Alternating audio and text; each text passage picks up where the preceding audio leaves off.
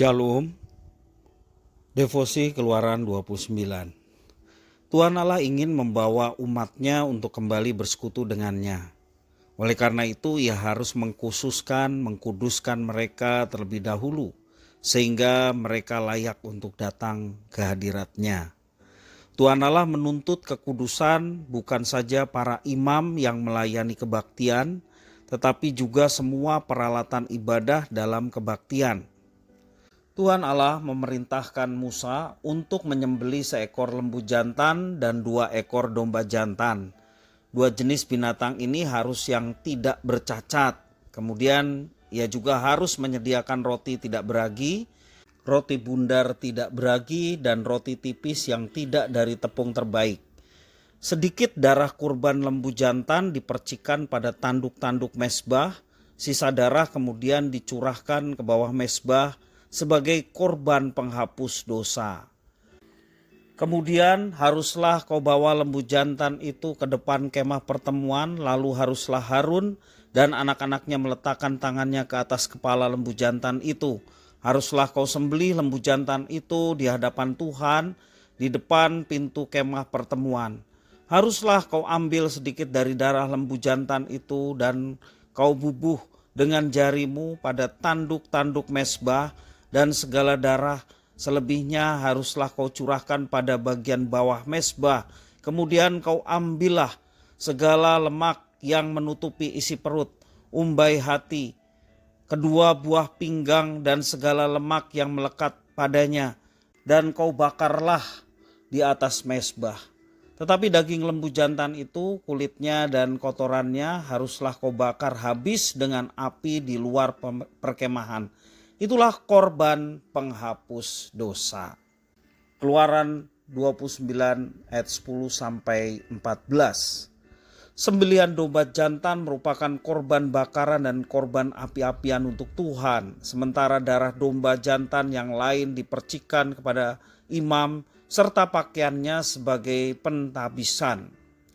Sementara roti-roti yang dikatakan roti bundar yang tidak beragi berminyak, dan roti tipis dari dalam bakul berisi roti yang tidak beragi beserta dengan dada dari domba jantan.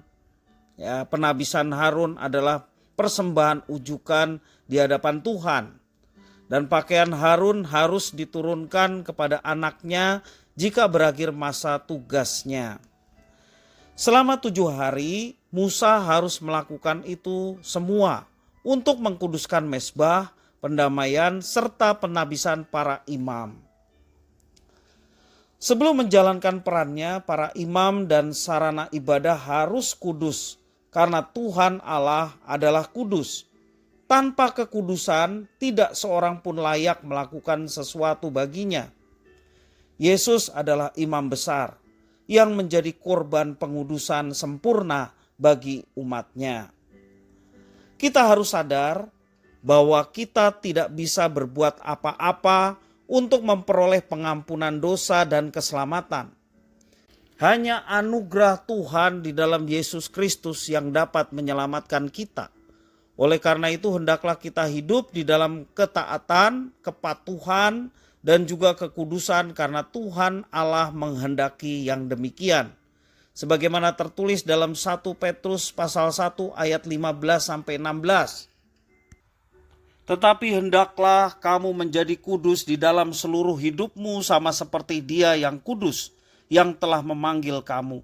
Sebab ada tertulis, kuduslah kamu sebab aku kudus. Hidup kudus adalah tanda bahwa kita adalah umat-Nya.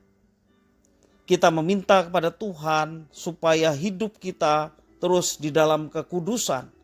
Hanya dengan kekudusan kita mendapatkan anugerah untuk bersekutu dengannya yang adalah kudus. Dan semua orang sesungguhnya membutuhkan itu. Karena kita sudah dipilih oleh Tuhan sebagai umat-Nya yang dikhususkan dan dikuduskan untuk mengikuti apa yang dikehendakinya, marilah kita senantiasa menjaga kekudusan, hidup dalam ketaatan, sehingga hidup kita boleh menjadi berkat bagi orang lain. Dan hidup kita boleh membawa orang lain bisa mengenal Tuhan untuk mereka juga menjalani kehidupan yang berkenan kepada Tuhan. Tuhan memberkati.